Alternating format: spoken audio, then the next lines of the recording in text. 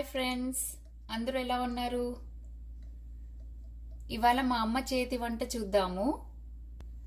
మా అమ్మ వంటలు చాలా ఈజీగా సింపుల్గా ఉంటాయండి, బట్ చాలా టేస్టీగా ఉంటాయి. ఇవాళ సొరకాయ పెసరపప్పు ఎలా చేస్తుందో చూద్దాం. ఇప్పుడు సొరకాయ పెసరపప్పు సింపుల్గా చేసే విధానం. ఇప్పుడు తయారు చేయడానికి ఏమేమి కావాలి వేస్తున్నాను. ముక్కలు ఆనపకాయ ముక్కలు కోసేసుకున్నాం సన్నగా.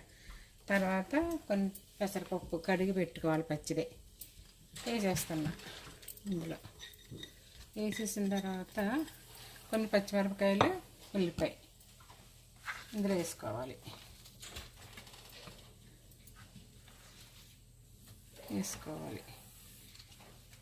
కొంచెం కారం, కొంచెం పసుపు,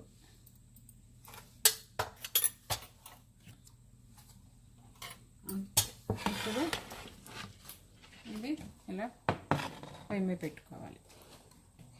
ఇది ఉడికిన తర్వాత 10 నిమిషాలు ఉడికిన తర్వాత మెత్తగా అవుతుంది కదా, అప్పుడు పోపు చేసుకోవాలి.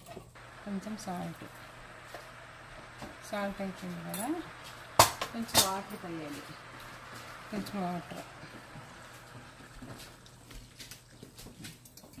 వాటర్ అయిపోయిన తర్వాత కలిపేసుకొని అలాగా ఒక 10 నిమిషాలు ఉడికిన తర్వాత మళ్ళీ మూత పెట్టేయాలి. ఇప్పుడు మూత పెట్టేయాలి 10 నిమిషాలు, ఒక గంట 15 మినిట్స్ ఉడికిన తర్వాత చూసుకొని అప్పుడు పోపు చేసుకోవాలి. అన్నీ తయారు చేసి పెట్టాం కదా, ఇప్పుడు మూత తీసి ఒక 10 మినిట్స్ అయింది కదా, చూద్దాం ఉడికిందా లేదా అని. ఇంకా కొంచెం ఉడకాలి. ఈ నీరు అంతా పోయేటట్టు ఉడకాలి, నీరు అయిపోవాలి. పెడదాం, ఇంకా 5 మినిట్స్ పెడదాం.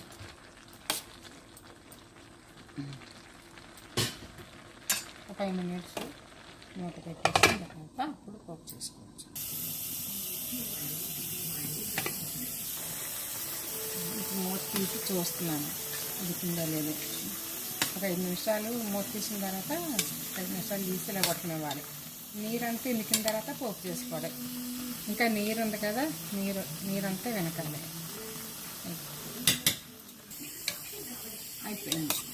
అయిపోయింది మూత తీసి పెట్టుకున్నాం కదా, దగ్గరికి నీళ్ళు అయిపోయినాయి. ఇంకా అయిపోయింది, తీసేసుకుని తాలింపు పెట్టేసుకుని పోపు చేసుకోవాలి. చేసుకున్నాం. ఇప్పుడు ఈ పప్పు రెడీ అయిపోయి ఉడికిపోయింది కదా, ఇప్పుడు పోపు రెడీ చేసుకోవాలి. కొంచెం తగినంత ఆయిల్, కొంచెం నెయ్యి యాడ్ చేసుకోవాలి. పప్పులో బాగుంటుంది కొంచెం నెయ్యి. సొరకాయ పప్పు ఇంకా బాగుంటుంది నెయ్యి వేసి. ఇప్పుడు నూనె వేడయింది. ఇప్పుడు ముందుగా కొంచెం ఆవాలు, 1/2 స్పూను ఆవాలు, హాఫ్ స్పూను జీలకర్ర, ఒక 1/2 స్పూను మినప్పప్పు. ఇప్పుడు వెల్లుల్లి,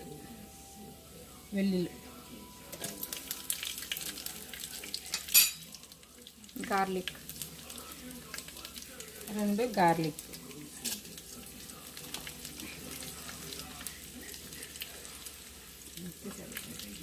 తర్వాత ఇప్పుడు వేగినాయి కదా, ఇప్పుడు కొంచెం కరివేపాకు వేయాలి. వేసినప్పుడు కొంచెం వేట పెట్టుకోవాలి. బాగా వేగిన తర్వాత అప్పుడు ఇందులో కొంచెం వేగాలి.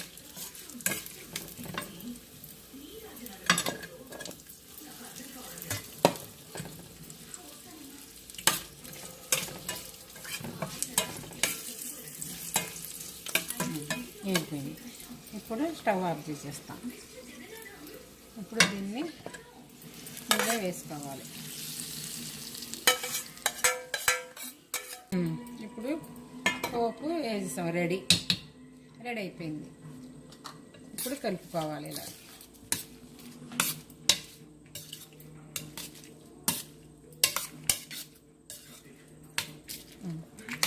సింపుల్ సొరకాయ పెసరపప్పు కర్రీ.